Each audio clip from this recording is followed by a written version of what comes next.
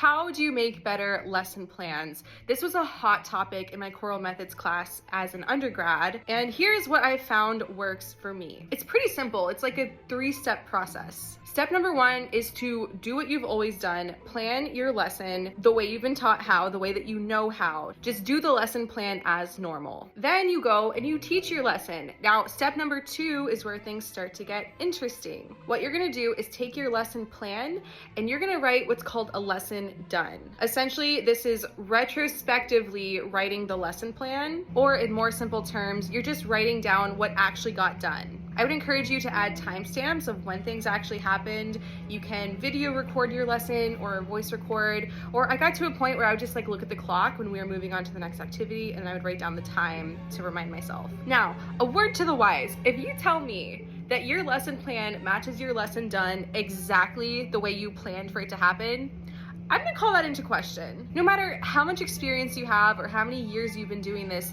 the people in front of you change, what the music needs changes. And so if you are truly just doing what was on your lesson plan, you are not being responsive to the people in front of you. You're just teaching what was on the page, not listening to the room. Remember, we teach people, not paper. Okay, and then once you have your lesson plan and your lesson done, the 3rd step is a little self-reflection. Why did you end up doing X instead of Y? And was it the kind of thing you could have predicted?